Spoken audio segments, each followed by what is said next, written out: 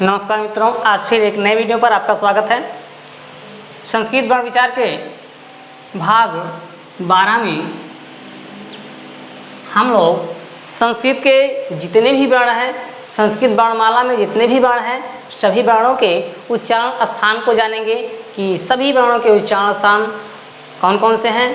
तो संस्कृत में थोड़ा सा अलग है, हिंदी की तरीके से नहीं है कि चलो भाई हमने याद कर लिया कि का, खा, गा इत्यादि का उच्चारण स्थान कंठ है, तालु है, ऐसे नहीं याद किया जाता है। संस्कृत में इन सभी बातों को सूत्रबद्ध तरीके से बताया गया है। विभिन्न प्रकार के सूत्रों के माध्यम से आपको बता दिया गया है कि किन किन वर्णों का उच्चारण स्थान क्या है। तो आइए देखते हैं उन सूत्रों को। और जैसा कि सूत्र हमारे लिए कठिन हो जाता है, लेकिन मित्रों मैं बताना चाहूँगा कि बिल्कुल नहीं, ये और भी आसान होता है, केवल आपको समझने की ज़रूरत है। और आज के इस वीडियो में इन सूत्रों को आप इस तरीके से समझेंगे कि ये सूत्र आपके लिए बहुत ही आसान हो जाएंगे, बिल्कुल खिलवाड़ हो जाएंगे, एकदम आप कहेंगे ये तो हमको समझ में आ गया। तो चलते हैं इस वीडियो में आगे और देखते हैं सभी वर्णों के उच्चारण स्थान को। साथ ही चैनल पर अगर आप नए हैं तो चैनल को सब्सक्राइब कर लीजिएगा, बेल आइकन को प्रेस कर लीजिएगा। तो आइए देखते हैं संस्कृत में सभी वर्णों के उच्चारण स्थान को, जिसमें हम देखेंगे सबसे पहले पहले सूत्र को। पहले सूत्र को आप खास तौर से ध्यान से देखेंगे और पहला सूत्र अगर आपने बढ़िया से समझ लिया, ठीक से जान लिया, तो आगे के सूत्र आपको काफ़ी आसान लगेंगे। तो आइए देखते हैं पहले सूत्र को। पहले सूत्र में कहा गया है बहुत ही सरल तरीके से, इसमें कहा गया है आ कु ह विसर्जनीया नाम। आकुः विसर्जनीया नाम कंठः। तो ये है वो पहला सूत्र, जिसमें आप कुछ वर्ण के उच्चारण स्थान को जानेंगे। कौन से वर्ण इस सूत्र के अंतर्गत आएंगे, तो यहाँ से थोड़ा सा आप सोचेंगे, कंठ, जितने भी वर्णों का उच्चारण स्थान कंठ है वो सभी इस सूत्र के अंतर्गत आएंगे। बात आती है इस सूत्र को हम समझे कैसे। आकुः विसर्जनीया नाम का मतलब क्या होता है, इसका अर्थ क्या होता है, इसको हम कैसे समझें। तो आइए एक नज़र देखते हैं और इसको समझने की हम लोग कोशिश करते हैं। इसमें कुछ खास नहीं, केवल आपको सभी अक्षरों को दर्शाया गया है, इसमें सभी अक्षरों को बताया गया है जिन अक्षरों का उच्चारण स्थान कंठ है। आइए देखते हैं कैसे उन अक्षरों को बता दिया गया है। तो सबसे पहले तो आ है। इस सूत्र के माध्यम से बताया गया है कि आ यानी इसमें जो भी है, छोटा आ, बड़ा आ या फिर आहा, इन तीनों का उच्चारण स्थान कंठ है। तो आ को हमने जान लिया। सूत्र में आगे बढ़ते हैं तो एक अक्षर हमको कु मिलता है, इसे हमको समझना है, बहुत ही अच्छे से इसको हमको समझना है। संस्कृत में कहीं पर भी आपसे कहा जाए कु, चू, टू, तू और पू, इस प्रकार से अगर इनमें से कोई भी आपसे कहा जाए तो इसके पहले आपने पढ़ा है वर्ग को। वर्णमाला में 5 वर्ग हैं। पहला जो वर्ग है वो का वर्ग है और का वर्ग में 5 अक्षर आते हैं, आप जान रहे हैं, का, खा, गा, घा और अंगा। फिर है आपका चा वर्ग। चा वर्ग में भी 5 अक्षर आते हैं, चा, छा, जा, झा और या। फिर तीसरा वर्ग है आपका टा वर्ग। मित्रों ये आपको हमने पढ़ाया है पिछले के वीडियो में। तो टा वर्ग में 5 अक्षर आते हैं, टा, ठा, डा, ढा, अड़ा। फिर है आपका ता वर्ग। ता वर्ग में भी 5 अक्षर आते हैं, ता, था, दा, धा, ना। फिर अंतिम 5वां वर्ग है जिसे कहा जाता है पा वर्ग। पा वर्ग में भी 5 अक्षर आते हैं, पा, फा, बा, भा और मा। ये 5 वर्ग हैं हिंदी वर्णमाला में भी, संस्कृत वर्णमाला में भी वही है, कोई बदलाव नहीं है। हिंदी में इनको का वर्ग कहा जाता है, लेकिन संस्कृत में का वर्ग को कु कहा जाता है। अगर कु कहा जाए तो इसका मतलब आप समझोगे का वर्ग। हम आपसे कहते हैं कु तो आप समझना का वर्ग। और चा वर्ग को कहा जाता है चू। अगर आपसे कहा जाए चू तो आप समझेंगे चा वर्ग। इसी प्रकार टू कहा जाए तो टा वर्ग समझेंगे, और तू कहा जाए तो ता वर्ग समझेंगे, और पा कहा जाए तो पू कहा जाए तो पा वर्ग समझेंगे। ये तो शब्दावली है, कहने का तरीका है संस्कृत में। का वर्ग को क ख ग घ अंगा वाली लाइन को कु कहा जाता है, चू कहा जाता है। अगर हम आपसे कहें चुटू तो चुटू, आप चुटू का मतलब क्या समझेंगे? जब हम आपसे कह दें चुटू तो चुटू का मतलब आप समझेंगे चा वर्ग और टा वर्ग। तो संस्कृत में ये वर्गों का खेल है। ये 5 वर्ग हैं। पांचों वर्गों में 5-5 अक्षर हैं, 5 लाइनें हैं जो वर्णमाला की हैं। हिंदी वर्णमाला में भी वही है, आपको याद ही होगा। तो इस प्रकार से प्रत्येक लाइन को, प्रत्येक वर्ग को उस पर छोटा उ का मात्रा लगाकर बोला जाता है। ऐसी शब्दावली है संस्कृत में, जैसे का वर्ग को कु, चा वर्ग को चू, टा वर्ग को टू, टा वर्ग को तू और पा वर्ग को पू। अगर इसमें से कोई कहा जाए उसका मतलब उसमें 5 अक्षर हैं, वो एक अक्षर आपसे नहीं बोला जा रहा है। आपसे हम कहें कु, इसका मतलब हम आपसे कह रहे हैं का ख गा घा अंगा, 5 अक्षर आपसे हम बोल रहे हैं। ये कहने का तरीका है, शब्दावली है संस्कृत की। अच्छा, दूसरी बात, संस्कृत में आपने इसके पहले के भागों को अगर पढ़ा होगा तो उसमें एक सूत्र आप पढ़े होंगे, कुचु टू तु पु एते उदिताः। ये आपने जरूर पढ़ा होगा, कु चु टू तु पु एते उदिताः। यानी आपसे बताया गया ये कु चु टू तु पु यानी का वर्ग, चा वर्ग, टा वर्ग, ता वर्ग, पा वर्ग, ये जो 5 वर्ग हैं, एते उदिता, ये उदित वर्ण है। ये उदित वर्ण है क्योंकि इन्हीं से उदय होता है वर्ग का। वर्ग का पहला अक्षर है का, फिर का खा का गंगा, चा, फिर छा जा झा झा या, पहले टा, फिर ठा टा ठा डा ढा अड़ा। इसी प्रकार ये पहले अक्षर इनको, इसलिए इनको उदिता कहा जाता है, उदित वर्ण कहा जाता है। तो इस प्रकार से इस शब्दावली का प्रयोग उस वीडियो में हमने किया था, आपने देखा होगा तो आपको याद होगा। संभवतः आप इस कु चू टू तु पु का मतलब और अर्थ समझ गए होंगे। नहीं समझ में आया हो तो वीडियो को एक बार और देखिएगा। फिर भी नहीं समझ में आया हो तो कमेंट करिएगा, उसका हम निवारण करेंगे अगले वीडियो में। तो आइए सूत्र पर आते हैं। सूत्र में कहा गया है कु, कु का मतलब 5 वर्ण कौन कौन? का, खा, गा, घा और अंगा। ये 5 कु का मतलब ये 5 वर्ण। कु का मतलब का वर्ग और का वर्ग का मतलब ये 5 वर्ग, 5 वर्ण। ये आपका का वर्ग है, ध्यान से देखिएगा, ये आपका का वर्ग है।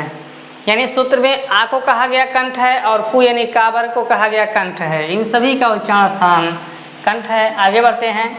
आगे विसर्ज गा का जा बन गया है संधि के अनुसार, इसलिए यहाँ आपको विसर्ग कहा गया है। और विसर्ग का मतलब यही है जो कि पहले से हमने रख दिया है इस कैटेगरी में, आहा, जिसको विसर्ग कहा जाता है। आपने अगवा वर्णों को पढ़ा है पिछले वीडियो में, भाग 11 में। तो ये विसर्ग हो गया। इन सभी को कहा गया है क्या? कंठा। तो इतने वर्ण आपके कंठ हैं। सूत्र के माध्यम से आपसे कहा गया, आपको कठिन लग रहा होगा पहले, लेकिन अब आपके लिए सूत्र आसान हो गया होगा।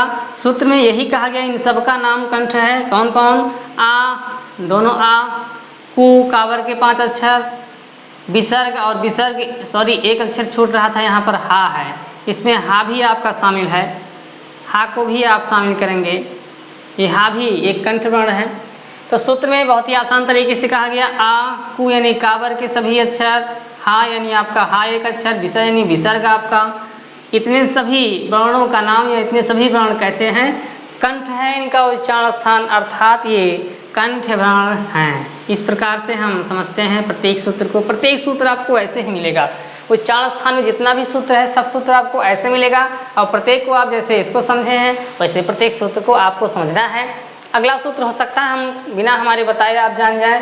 प्रत्येक अक्षर को केवल दर्शाया गया है, बताया गया है, इन सबका उच्चारण स्थान कंठ है। इसलिए जब भी आपसे बोला जाए कंठ वर्ण का सूत्र कौन सा है तो आप कहेंगे आकु विसर्जनीय नाम कंठा। आकु है विसर्जनीय नाम कंठा। आ कु यानी का वर्ग, हा और विसर्ग इन सभी का उच्चारण स्थान कंठ है। तो ये हो गया आपका पहला सूत्र। और आइए अब आगे बढ़ते हैं और देखते हैं अपने दूसरे सूत्र को। दूसरा जो सूत्र है आपका, उसको कहा जाता है इचु यसा नाम ताल। जी हाँ, ये आपका दूसरा सूत्र है।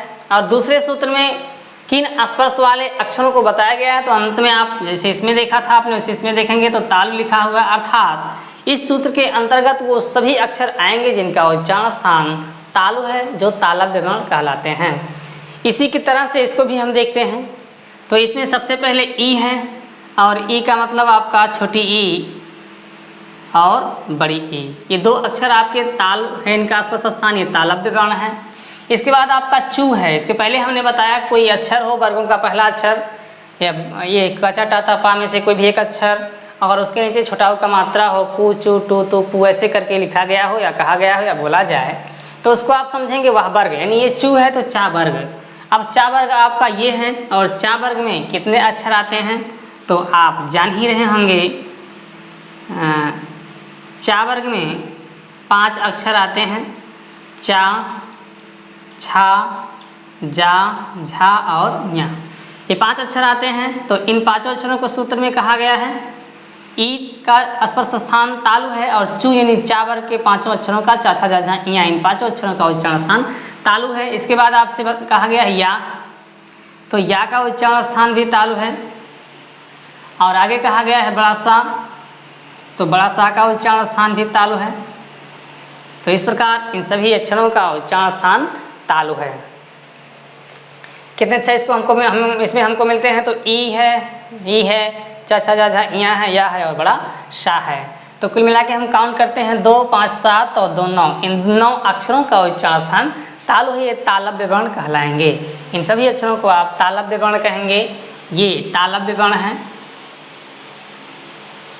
तालव्य वर्ण है। और ये हो गया आपका दूसरा सूत्र। पहले सूत्र में कंठ वर्णों को बताया गया, अकु विसर्जनीय नाम कंठा। दूसरे सूत्र में तालव्य वर्ण को बताया गया, इचु यसा नाम तालु। ये आपका दूसरा सूत्र हो गया। तो अभी आपने देखा होगा, आपने अनुभव किया होगा कि पहला सूत्र हमने देखा तो हमको बिल्कुल समझ नहीं आ रहा था, टफ लग रहा था, और हम सोच रहे थे कि ये हमारे बस की बात नहीं ये सब समझना। लेकिन अब आपको ये सूत्र दूसरा वाला आसान लग रहा होगा, क्योंकि पहले वाले सूत्र को आपने समझा। इसी प्रकार जैसे जैसे आप आगे बढ़ेंगे, हम लोग आगे बढ़ेंगे, आपके लिए हर सूत्र आसान होता चला जाएगा। और जब आप सभी सूत्रों को पढ़ लेंगे तो इन सूत्रों को आपको हम आसानी से याद करने की प्रक्रिया बता देंगे, जो कि आपको हमेशा के लिए याद हो जाएगा। अकु विसर्जनीय नाम कंठा, जैसा नाम तालु, इन 2 सूत्रों को हमने पढ़ा। आइए अब हम देखते हैं तीसरे सूत्र को। तीसरा सूत्र है, तीसरे सूत्र को हम लिखने जा रहे हैं। तो तीसरा सूत्र आपका है री टू रसा राम मूर्धा। ये आपका तीसरा सूत्र है। तो तीसरा सूत्र आपको बिना बताए समझ में आ गया होगा। इसको आपने बिना बताए निकाल लिया होगा इसमें कितने अक्षर आते हैं, लेकिन फिर भी आइए हम आपको बताते हैं। इसमें सबसे पहले री है। तो चूंकि संस्कृत है, संस्कृत में 2 री है, छोटी री, बड़ी री। इन दोनों अक्षरों का उच्चारण स्थान मूर्धा है। आगे टू है। टू का मतलब बोलते ही आप समझ गए होंगे। टू का मतलब टावर्ग, और टावर्ग का मतलब इसमें 5 अक्षर हैं। तो टावर्ग में कौन से 5 अक्षर हैं, तो इसमें आपके टा, ठा, डा, ढा और अड़ा। इन 5 अक्षरों का उच्चारण स्थान भी मूर्धा है, ऐसा हमारा सूत्र कह रहा है। तो री हो गया, टू यानी टावर्ग हो गया, और टावर्ग यानी टा, ठा, डा, ढा, अड़ा, ये 5 अक्षर हो गया। आगे बढ़ते हैं तो रा है। तो इस प्रकार रा का उच्चारण स्थान भी मूर्धा है। आगे खष्टिस्सा है। तो खष्टिस्सा का उच्चारण स्थान भी मूर्धा है। तो इतने अक्षरों का उच्चारण स्थान मूर्धा है। 5, 2, 7, 2, 9। 9 अक्षरों का उच्चारण स्थान मूर्धा है, इसलिए इनको मूर्धन्य वर्ण कहा जाएगा।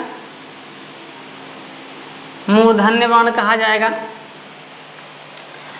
तो ये तीसरा सूत्र है आपका। इसमें एक बात हम आपसे क्लियर जरूर करना चाहेंगे कि सब में नाम नाम आया है, विसर्जनीय नाम, इचयसा नाम, और आगे भी आपको मिलेगा, लेकिन इसमें राम आ गया है, यहाँ अड़ा हो गया है। क्यों हो गया है, तो आगे चल के जब हम लोग संधि पढ़ेंगे तो उसमें एक ऋत्व विधान है। उस ऋत्व को विधान को पढ़ेंगे, या फिर संस्कृत कि जब संधि पढ़ेंगे, संधि में भी एक नियम है कि कब कब ना का अड़ा हो जाता है। तो री, रा, सा, यहाँ थोड़ा सा हम आपसे परिचय करा दे रहे हैं कि री, रा और खष्टिस्सा, इन सब के बाद कभी भी ना आता है और ना के साथ इनका योग होता है। इन तीनों अक्षरों में से कोई अक्षर हो, इनके पास जब ना आता है तो ना ऋत्व विधान के अंतर्गत अड़ा में परिवर्तित हो जाता है। कहीं भी कभी भी पूरे संस्कृत व्याकरण में री हो, रा हो, खष्टी सा हो, इनके बाद अगर ना हो, ना का जुड़ाव इनसे हो तो उड़त तो विधान है, उसको हम आगे चल के पढ़ाएंगे, एक चैप्टर है, उसके तहत ये ना जो है आराम में परिवर्तित हो जाता है, हमेशा हमेशा के लिए है। तो इसी विधान के तहत, इसी नियम के तहत यहाँ नाम ही था, ना था, लेकिन खष्टी सा से उस ना का मेल होने के नाते ही ना क्या बन गया, अड़ा बन गया, और आपके सूत्र को कहा दिया गया ऋतु रसाराम मूर्धा। तो ये हो गया तीसरा सूत्र। आइए अब हम लोग देखते हैं उच्चारण स्थान के लिए चौथे यानी अगले सूत्र को। चौथा सूत्र है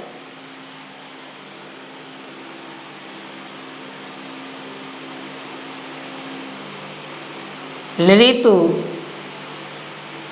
लसानाम दंता। ये आपका चौथा सूत्र है। चौथे सूत्र में कहा गया है ऋतु लसानाम दंता, ऋतु लसानाम दंता। तो इसमें ऐसे अक्षरों का वर्णन है जिनका उच्चारण स्थान क्या है, दंत है। आइए देखते हैं आपके सूत्र में कौन कौन से अक्षरों को दंत कहा गया है, दंत वर्ण कहा गया है। तो सबसे पहले आपको दिखाई पड़ रहा होगा लिरी है, और लिरी के बाद आपका तू है, और जैसा कि आपको बराबर मिल रहा है तू माने, चू माने, टू माने क्या होता है, तो तू मीन्स होता है ता वर्ग। और ता वर्ग में कौन कौन से अक्षर आएंगे, तो ता वर्ग में आप जान ही रहे हैं, ता वर्ग में 5 अक्षर आएंगे, ता, था, दा, धा और ना। तो इन 5 अक्षरों का उच्चारण स्थान भी क्या है, दंत है। इसके बाद ला है, तो इस प्रकार ला का उच्चारण स्थान भी दंत है। और आगे छोटा सा है, तो छोटा सा का भी उच्चारण स्थान दंत है। तो इस प्रकार हमको मिले इसमें 5, 1, 6 और 6, 2, 8। एक अक्षर घटा है क्योंकि बड़ी लिरी नहीं होती है। तो इस प्रकार ये 8 अक्षरों का उच्चारण स्थान दंत है, इसलिए इनको क्या कहेंगे, तो इसलिए इनको दंत वर्ण कहेंगे। ये सभी दंत वर्ण हैं क्योंकि इनका उच्चारण स्थान दंत है।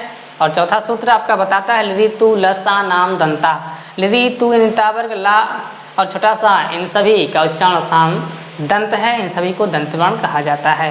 तो ये आपके 4 सूत्र होंगे इस वीडियो में। बाकी इसमें 5 सूत्र और हैं, और कुल 9 सूत्रों को पढ़ने के बाद हम संस्कृत वर्णमाला में या फिर माहेश्वर सूत्र में या फिर कहीं भी जितने भी वर्ण हैं सबका उच्चारण स्थान बहुत ही आसानी से इसी तरह जान लेंगे।